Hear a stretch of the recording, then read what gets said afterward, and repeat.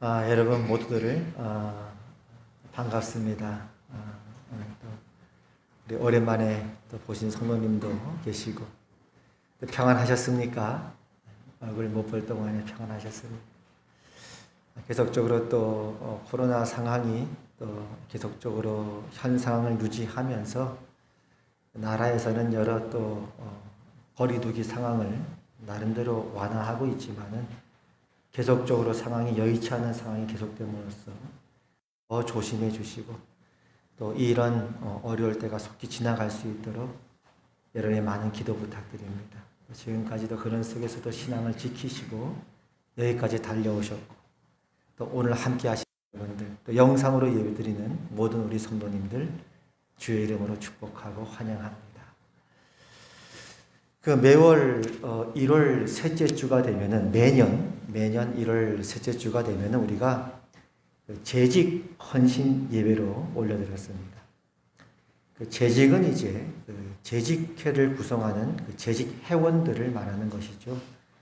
재직회 때는 주로 이제 교회 예산에 관련된 부분들, 예산을 심의하고 또 집행하고 여러 거기에 재정에 관한 부분들을 많이 이제 결의하는 그럴 때 재직회로 모이게 되는데 그 재직 회원들은 이제 목사, 장로, 안수집사, 권사, 전도사, 서리집사 이렇게 이제 구성이 되어 있습니다. 근데 이제 매년 우리가 새해를 시작하면서 재직 헌신 예배를 드린 것은 재직뿐만이 아니라 그 외 또 교회 안에 또 여러 다양한 사역 속에서 새롭게 임명받은 분들이 많이 계십니다. 교사, 성가대, 혹은 위원회, 또 구역장 등등 교회 안에 여러 사역들이 있죠. 그 사역 안에 또 새해를 맞이해서 임명받은 분들이 함께 모여서 또 우리가 새롭게 헌신을 다짐하는 의미에서 매년 우리가 1월 한 이맘때가 되면은 재직 헌신 예배, 정확하게 표현하면 재직 혹은 이제 사역 임명 헌신 예배 그렇게 드렸었죠. 그래서 우리는 오늘 말씀을 통해 꼭 우리 사역에 임명받은 분들뿐만 아니라 교회의 근본적인 사역의 원리, 우리 각자에게 맡겨진 그런 하나님이 맡기신 일과 사역에 대해서 무엇을 우리가 확인해야 되고 다짐해야 될지에 대해서 살펴보도록 하겠습니다. 먼저 오늘 봤던 이 본문 말씀의 그 배경을 보면 그 오순절에 이제 성령께서 강림하셨죠. 그래서 하루에만 3,000명 가까운 사람들이 교회 신도로 이렇게 교회 안에 들어오게 되어집니다. 그러니까 엄청난 성장과 부흥기라고 할 수 있습니다. 2장 41절에 보면은 오늘 말씀의 배경이 되는 부분인데요. 그 말을 받은 사람들은 세례를 받음에 이날에 신도의 수가 3,000이나 더하더라. 그러니까 베드로 사도를 통해 증거되어진 설교 말씀, 복음 증거를 듣고 세례를 받고 회개한 사람들이 3,000명이 되었다. 한번 생각해 보세요. 다음 주에 예배 드리려고 했더니 물론 요즘 코로나 때문에 모이질 못하지만 비유하면 3,000명이 교회 안에 들어왔다. 놀랍지 않습니까? 그것도 남자만 그렇다는 의미니까. 거기에다가 교회 안에 많은 성도들이 이제 신도들이 가입을 했는데 서로 물질적으로도 아낌없이 서로 그 물질을 나누고 공유하고 하나 되는 그런 시기였습니다. 2장 44절에 보니까 믿는 사람이 다 함께 있어 모든 물건을 서로 통용하고 또 재산과 소유를 팔아 각 사람의 필요를 따라 나누어 주었다. 이제 오늘식으로 하면은 오늘식으로 표현하자면 이렇게도 이해할 수 있죠. 교회 안에 많은 성도들이 함께 모여들었고 그리고 그 성도들이 아낌없이 물질적으로 드린 헌금으로 말미암아 재정적으로도 부족함이 없었던 넉넉한 때였다. 그렇게도 이해할 수 있을 것입니다. 그런데 이제 우리가 살다 보면 또 우리가 교회 안에서나 또 일상 우리 신앙생활 속에서 삶 속에서도 어려우면 어려울 때라고 또 시험거리가 있을 수 있고요. 또 잘 되면 잘 된다고 또 시험거리가 얼마든지 있을 수 있지 않습니까? 왜냐하면 성도가 많이 모였다. 성도가 많이 모였다라고 하는 것은 세상적인 시각에서 보면 대중이잖아요. 대중. 대중은 뭘 얘기하는 거죠? 이 세상 속에서 대중이라고 하는 건 하나의 힘 혹은 세력으로 작동이 되지 않습니까? 우리 정치 같은 경우에 정당을 구성하고 하는 걸 보면 어떤 대중의 지지와 그 권력을 얻어서 본인들이 추구하는 어떤 것을 실현하기 위해서 정당을 구성하지 않습니까? 정당을 구성할 때 무엇이 기반이 되어야 돼요? 지지하는 세력들이 있어야 되겠죠. 어떤 지역이나 어떤 지지 세력들을 기반으로 해서 어떤 권력을 얻고 힘을 얻고 발언권을 행사하고, 그것이 정당의 모습 아닙니까? 이와 같이 이 세상 속에서 대중이라고 하는 것, 사람이 많다라고 하는 건 하나의 힘이고 세력일 수 있습니다. 그런 시각으로 본다면 초대교회는 지금 이렇게 수많은 어떤 대중적인 지지 기반들을 마련했다라고 볼 수 있는 것이죠. 이게 시험거리라는 거예요. 그것을 의지할 수 있고 거기에 안심할 수 있으니까. 아까 봤던 2장 41절에는 남자만 3,000명이 새롭게 신도로 가입했다라고 하는데, 그 4장 4절에 보면요, 남자만 5,000명이 또 새롭게 가입합니다. 그러니까 2장, 3장, 4장 이 짧은 장을 통해서 그 짧은 시간 내에 남자만 8,000명에 가까운 그 이상 되는 수많은 사람들이 그냥 갑작스럽게 교회 성도로 몰려들기 시작하니까요. 교회는 엄청난 지지 기반들을 마련했다라고 해도 우리가 과언이 아니겠죠. 이해할 수 있는 그런 상황이겠죠. 그뿐 아니에요. 아까도 우리가 언급했지만 그 수많은 성도들이 재산을 파는 사람도 있었고, 아낌없이 그 물질을 그렇게 헌신함으로 말미암아 필요하면 얼마든지 그 물질을 또한 활용하고 사용할 수 있는 그런 환경도 조성이 되어 있어요. 교회가 얼마든지 그런 부분에서는 부흥기요, 성장기라고 할 수가 있었을 것입니다. 그런데 그런 상황 속에서 사도 베드로는 교회 안에 있는 것이 무엇인지, 여러분 안에 있는 것이 무엇인지, 우리 안에 주어진 것이 무엇인지, 우리 모든 교회 사역의 근원과 그 힘의 원천이 어디에 있는지를 분명히 그는 인식하고 있었습니다. 어느 날 이제 사도 베드로와 요한이 성전에 기도하러 올라가다가 성전 문 앞에서 구걸하는 사람을 만났어요. 그 사람을 주목하게 되죠. 그러자 이제 그 사람이 베드로가 뭘 주지 않을까 하고 기대하는 마음에서 보고 있는데 이렇게 이야기를 합니다. 오늘 봤던 본문 6장에 보면 이렇게 나오죠. 베드로가 이르되 은과 금은 내게 없거니와. 느닷없이 이 말을 합니다. 이 사람은 지금 태어날 때부터 걷지 못했던 상황이었기 때문에 그냥 하루하루 누가 이제 구제를 해주면 그 구제금으로 살았던 그런 상황인데, 베드로를 쳐다봤더니 하는 말이 은과 금은 내게 없거니와. 무슨 말일까요? 물론 여러 가지로 생각해 볼 수 있어요.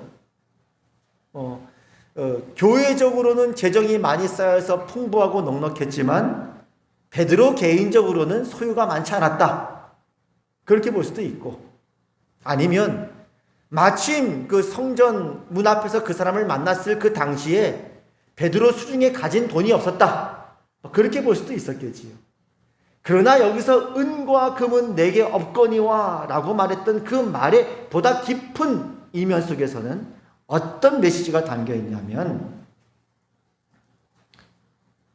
교회의 힘과 원천은 이 세상에 있는 것과는 다른 것이다.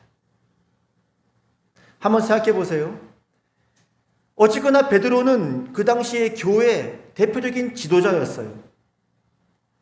만약 베드로가 그 사람에게 어떤 구제를 하려고 마음먹었더라면 얼마든지 회의를 소집할 수 있었고, 그리고 어떤 구제비를 책정할 수 있었고, 그 수많은 대중, 그 대중을 통해 주어졌던 수많은 어떤 기금이 있었기 때문에 얼마든지 그것을 지출할 수 있는 그런 상황이 됐다 이 말이에요. 그 사람이 요구하는 그날 하루 정도의 구제금 정도는 얼마든지 그가 그런 회의와 절차를 통해서 지출할 수가 있었습니다. 그럼에도 불구하고 사도 베드로가 그 사람을 바라보면서 은과 금은 우리에게 없거니와 내게 없거니와 라고 하는 이 말 속에는 교회의 힘, 이 사역의 힘과 원천은 이 세상에 있는 것과 다른 것입니다 라고 선언했다고 해도 과언이 아닐 것입니다.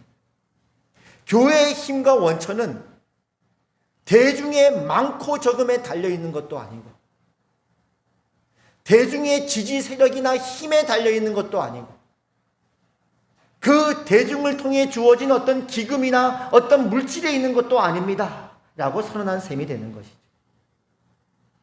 그러나 이제 여러분 여기 이 상황 속에서 좀 오해하지 않아야 될 부분이 있습니다. 여러분들이 성도님들이 하나님 앞에 아낌없이 물질로 헌신했고 드렸던 그 모든 것이 아무 의미가 없다 이 말이 아니죠. 여기서 은과 금은 내게 없거니와 라는 말 속에는 그 사도 바울이 빌립보 교회 성도들에게 했던 그 고백과 한번 연결해 볼 수 있다는 생각이 듭니다. 사도 바울이 그렇게 얘기하거든요. 여러분, 저는 풍부에 처할 줄도 알고 비천에 처할 줄도 압니다. 저는 배부름에 처할 줄도 알고 배고픔에 처할 줄도 아는 그 비밀을 배웠습니다. 그 비밀은 내게 능력 주시는 자 안에서 내가 모든 것을 할 수 있다는 것입니다. 그러나 여러분이 그 물질을 통해서 나의 이 괴로움에 동참했으니 잘했습니다. 인정해 주는 것이죠. 하나님께서 그리스도 예수 안에서 영광 가운데 그 풍성한 대로 여러분의 모든 쓸 것을 채우실 것입니다. 그렇게 말하지 않습니까? 바로 그런 고백과 연결해 볼 수 있는 거죠. 사도 베드로의 고백, 은과 금은 내게 없거니와 우리에게 맡겨진 그 사역의 힘과 원천은 이 세상에 있는 것이 아닙니다. 사도 바울의 고백, 내게 능력 주시는 자 안에서 내가 모든 것을 할 수 있느니라. 같은 내용이라고 볼 수 있습니다. 그렇다면 오늘 우리가 이제 재직 헌신 예배를 따로 드리진 못하지만 그런 시기 속에서 한번 우리 자신에게 맡겨진 사역을 되돌아보면서 한번 생각해 보면서 이렇게 한번 질문을 드리겠습니다. 오늘 마침 우리 재정위원장님도 오셨는데 재정위원회의 그 사역의 힘의 원천은 어디에 있습니까?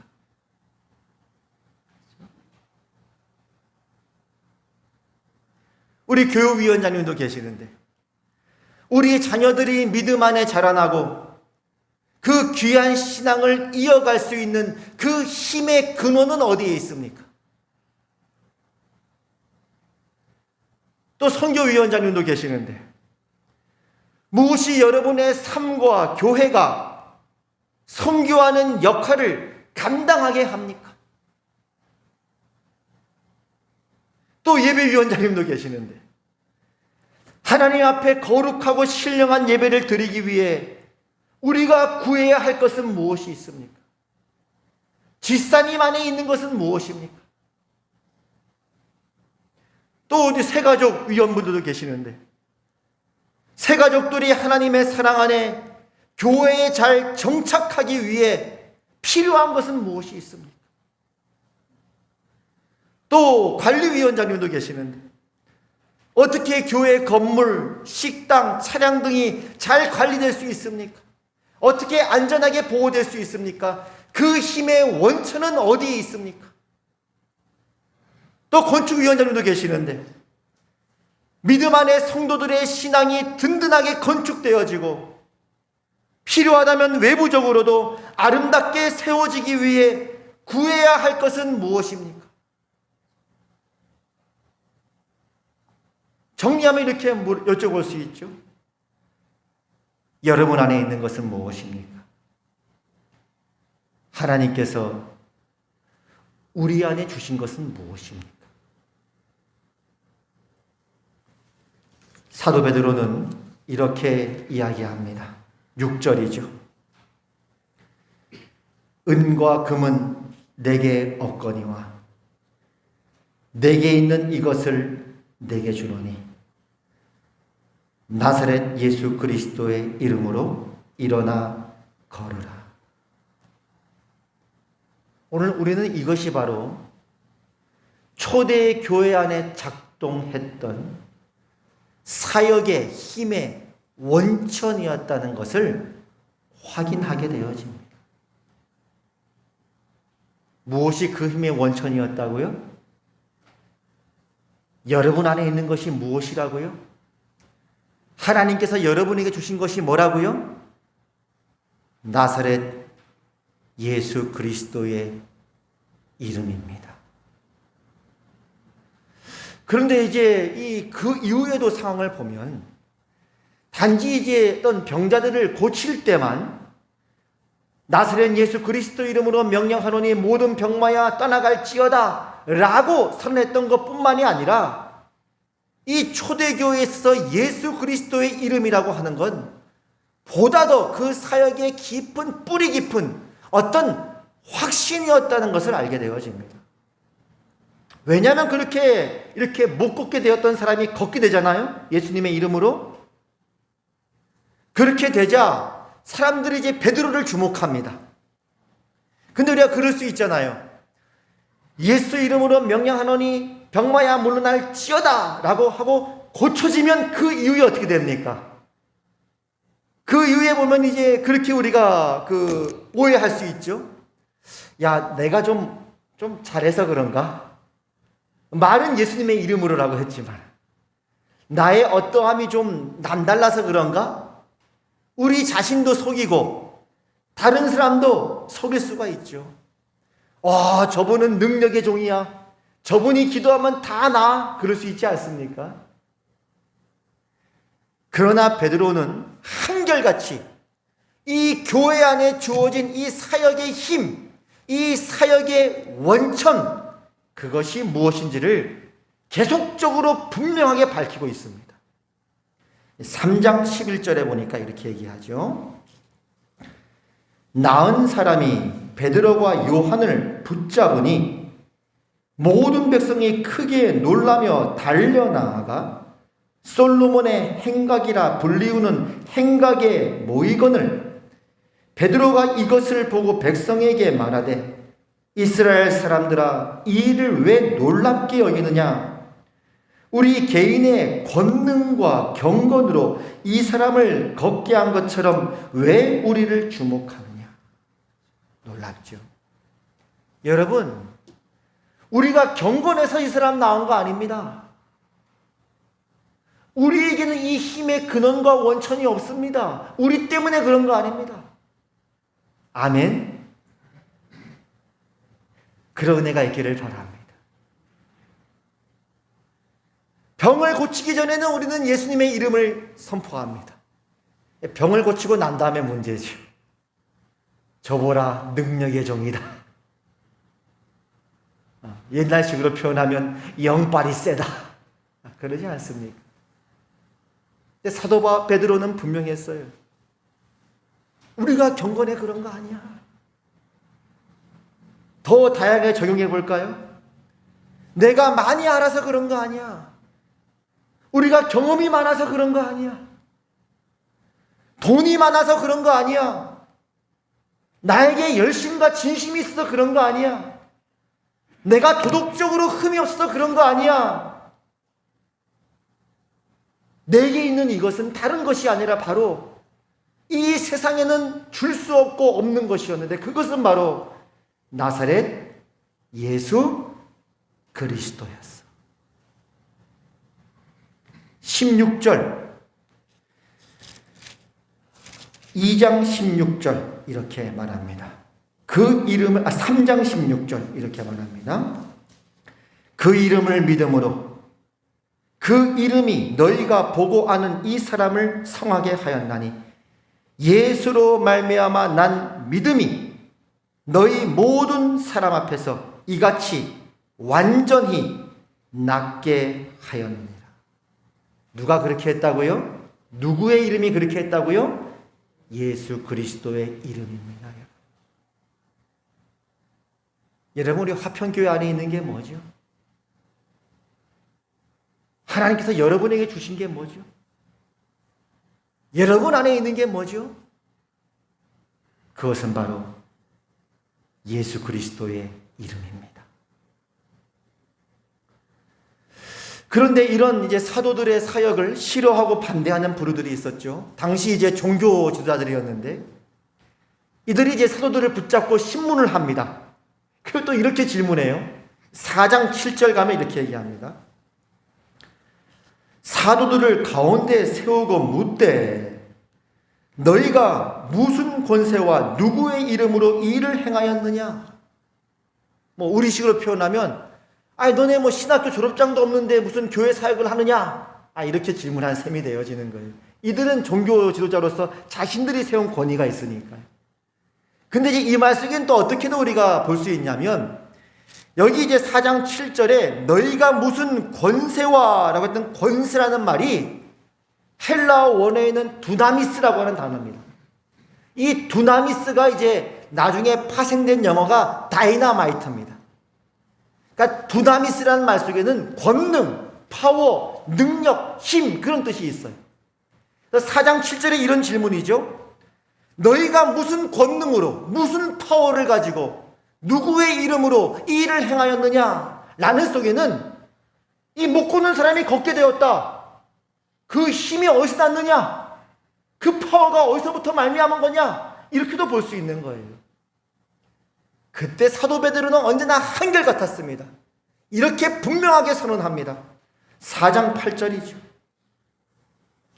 이에 베드로가 성령이 충만하여 이르되 백성의 관리들과 장로들아 만일 병자에게 행한 착한 일에 대하여 이 사람이 어떻게 구원을 받았느냐고 오늘 우리에게 질문한다면 너희와 모든 이스라엘 백성들은 알라. 너희가 십자가에 못 박고 하나님이 죽은 자 가운데서 살리신 나사렛 예수 그리스도의 이름으로 이 사람이 건강하게 되어 너희 앞에 섭니다. 똑같이.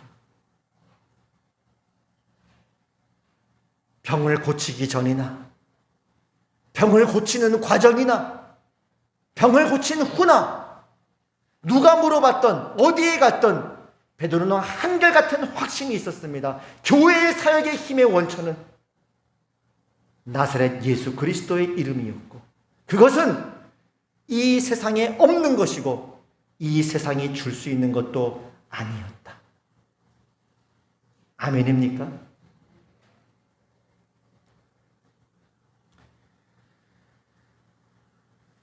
올 한 해 이런 은혜가 여러분에게 있기를 바랍니다. 여러분의 사역의 시작, 그리고 그 과정, 그리고 그 마무리까지 시작도 예수 그리스도, 과정도 예수 그리스도, 마지막 결론도 오직 예수 그리스도께 영광 돌리는 충성되고 믿음의 여러분의 사역과 삶 되기를 축복합니다.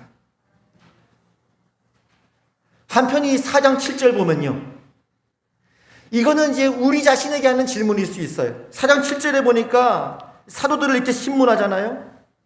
너희가 무슨 권세와 누구의 이름으로 일을 행하였느냐? 우리 스스로에게 하는 질문일 수 있죠. 야, 너가 무슨 자격이 있어?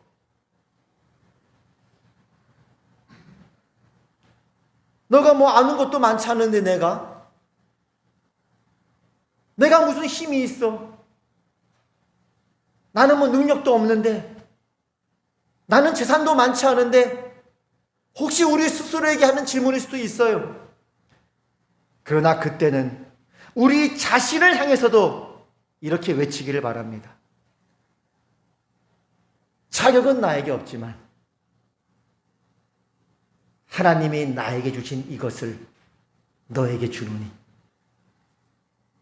나사렛 예수 그리스도 이름으로 일어나 걸어라. 아멘. 그래서 우리 종종 예전에도 했었는데 백문일답 아세요? 백문일답? 뭐라고 질문해도 답은 하나입니다. 그 답은 예수 그리스도.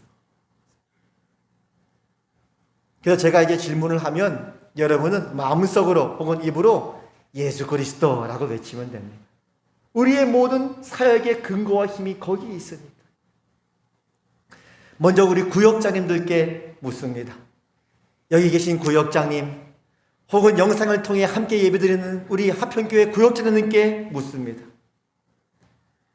여러분, 어떻게 다시 우리 구역 식구들이 한 사람도 시험 들지 않고 더욱 믿음에 견고해져서 올 한 해 우리의 모든 구역 식구들이 승리의 열매를 얻을 수 있습니까? 예수 그리스도. 아멘입니까? 여기 교육위원장님 계신데 교육위원장님 그리고 교사분들 온라인으로 함께 예배하는 모든 교사분들에게 또한 여쭙습니다. 어떻게 우리 자녀들이 더욱 믿음에 견고한 다니엘과 같고 디모데 같은 믿음의 사람들로 세워질 수 있습니까? 여러분 안에 있는 것은 무엇입니까? 예수 그리스도.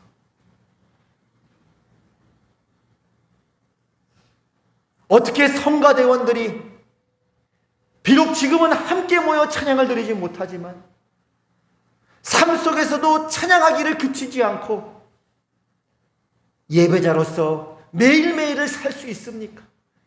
그 찬양의 영은 누가 부어주시는 겁니까? 그 찬양은 누가 받으시는 겁니까? 찬양의 이유와 근거는 어디에 있습니까? 예수 그리스도. 그리고 1년 후 사람들이 질문할지도 모르겠습니다. 아니 재정위원회 어떻게 지난 1년 동안 하나님의 큰 은혜를 경험할 수 있었습니까? 예수 그리스도. 아니 선교위원회 보십시오. 놀랍습니다. 이런 물질적인 어려움 속에서도 어떻게 선교의 사역을 통해 하나님께 영광을 돌릴 수가 있었습니까? 어떻게 성도들의 마음이 더욱더 선교에 대한 뜨거운 불을 가지고 기도를 가지고 이웃과 하나님의 허락하신 그 땅을 위해 기도할 수가 있었습니까? 그 힘의 근원과 원천이 어디에 있었습니까? 예수 그리스도. 아니 새가족위원회 놀랍습니다. 어떻게 많은 영혼들이 그렇게 교회에 와서 잘 정착할 수 있었습니까? 무엇이 있었습니까? 예수 그리스도. 우리 새가족 위원분들은 우리 하평교회에 보내주신 영혼들이 있습니다. 그들을 위해서 생각날 때마다 기도하시길, 눈 뜨면 생각나면 기도하시기를 바랍니다. 그 이름을 부르시기를 바랍니다.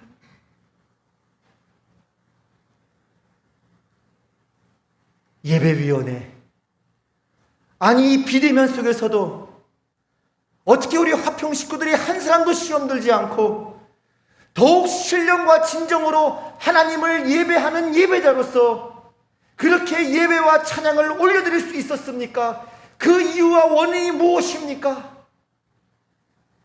예수 그리스도. 우리 예배위원장님도 계시고 예배위원들이 계신데 여러분들도 기도하십시오. 눈 뜨면 기도하십시오. 더욱더 우리의 예배가 영과 진리 안에 드려지는 거룩한 예배가 되게 하여 주시오.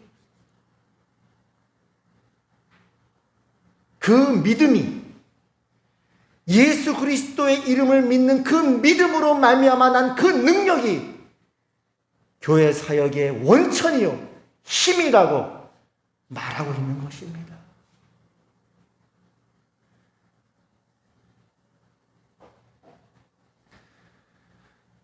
오늘 이제 4장 9절에서 10절에 보면 당시의 종교 지도자들이 했던 그 질문에 대한 사도 베드로의 답변이 있는데요. 어쩌면 이 답변은 늘 초대교회를 부러운 눈으로 바라보고 있는 오늘 우리를 향한 하나님의 답변이기도 합니다. 4장 9절 10절을 한번 오늘 우리식으로 한번 적용해 보겠습니다. 만일 여러분들이 초대교회 안에 일어났던 이런 여러 놀라운 일들에 대하여 어떻게 그러한 일들이 일어날 수 있었냐고 오늘 우리에게 질문한다면 여러분들은 아십시오.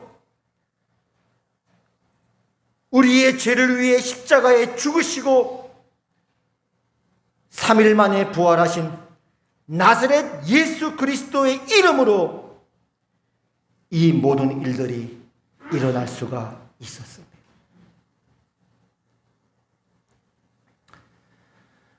오늘 하나님께서는 우리에게 말씀하십니다. 두려워하지 말아라. 내가 교회를 세웠고 내가 너를 지명하였고 내가 너를 불러 세웠다. 너에게 있는 것이 무엇이냐? 내가 너와 함께 있고 내 이름의 권세가 너희에게 있지 않느냐?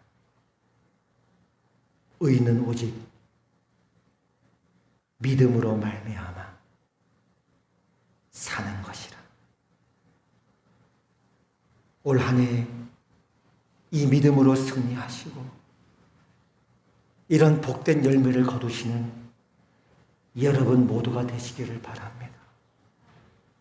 바로 이런 은혜를 경험하는 최전선에 서 있으라고 이 믿음의 그 비밀을 더욱더 깊이 알아가고 체험하고 하나님께 영광 돌리는 자로서 하나님 여러분을 특별히 그 자리에 세운 줄로 믿습니다. 하나님, 올해 우리에게 맡겨진 모든 삶과 사역이 시작과 과정과 끝이 오직 예수 그리스도의 이름이기를 바랍니다. 우리에게 믿음을 더하여 주시옵소서. 우리 이 고백으로 우리 찬송가 91장 정말 우리의 마음으로 고백하는 마음으로 우리 91장 1절 2절 찬송 드리겠습니다.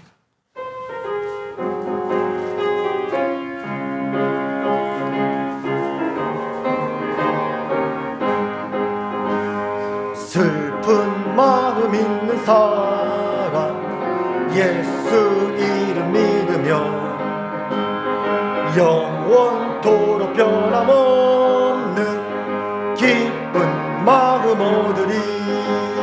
예수의 이름은 세상의 소망이요 예수의 이름은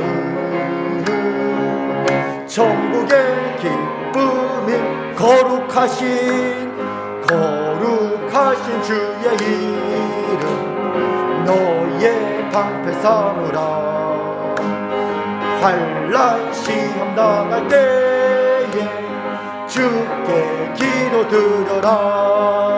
예수의 이름은 세상의 소망이요 예수의 이름은 천국의 예수의 이름은 예수의 교회의 소망이요 교회의 소망. 예수의 이름은 예수의 이름은 교회의 기쁨일세. 교회의 기쁨. 예수의 이름은 예수의 가정의 소망이요 가정의 소망이요 예수의 이름은 가정의 기쁨일세. 가정의 예수의 이름은 예수의 나라의 소망이요 나라의 소망이요 예수의 이름은 나라의 기쁨일세 기쁨일세. 그렇습니다. 너희에게 필요한 것은 믿음이니라. 너희 안에 있는 것이 뭐냐? 내가 이미 너에게 준 것이 뭐냐? 내가 너를 지명하여 내가 너를 불러 세웠노라. 목사로, 장로로, 집사로, 권사로, 전도사로, 위원장으로, 교사와 성가대로 내가 너희를 부르고 세우지 않았느냐? 주님, 우리를 사랑해 주시옵소서. 우리에게 믿음을 더하여 주시옵소서. 올해 오직 예수 그리스도의 이름으로 하늘의 권세를 우리 모두가 맛보게 하여 주시옵소서. 우리 한 목소리로 기도합니다. 하나님 아버지, 그렇습니다. 너에게 있는 것이 무엇이냐라고 물어보시는 하나님, 은과 금은 내게 없거니와 나에게 있는 이것, 나사렛 예수 그리스도의 이름을 우리 모두가 한 눈으로 한 마음으로 바라보게 하시고, 우리 안에 임해 주신 예수 그리스도의 이름을 바라보게 하시고, 이 믿음으로 주님 앞에 주의 이름으로 선포하며 믿음 안에 살아가게 하시고, 열매 맺게 하시고 영광 돌리게 하여 주시옵소서. 올해 우리의 시작도 예수 그리스도, 우리의 모든 사역의 과정도 예수 그리스도, 우리의 모든 결과와 영광을 돌리는 모든 마무리도 오직 예수 그리스도이기를 기도합니다. 우리의 마음 눈을 밝혀주시고 우리 화평식구를 모두가 다 한 분 예수 그리스도만을 바라보게 하시고 믿음으로 당당하게 승리하며 열매 맺는 복된 화평교회, 복된 가정, 복된 나라 우리 모두가 되게 하여 주시옵소서. 감사드립니다.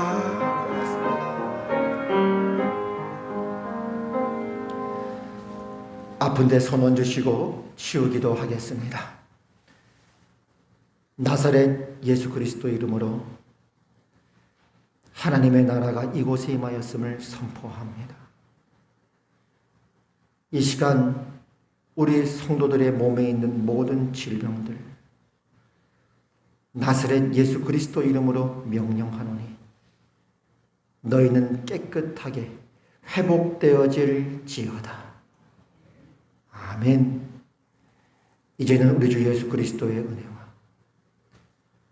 하나님 아버지의 그 크신 사랑과 성령 하나님의 감화, 감동, 교통, 위로 역사하심이 두려워 말라. 내가 너를 지명하여 불러 세웠노니 너희 안에 있는 것이 무엇이냐? 내가 너에게 준 것이 무엇이냐? 그것은 나사렛 예수 그리스도의 이름입니다. 하나님 앞에 믿음으로 고백하는 화평교회 모든 권속들 위해, 하나님의 백성들 위해 이제부터 영원까지 항상 함께 하시기를 주님의 이름으로 축원하옵나이다.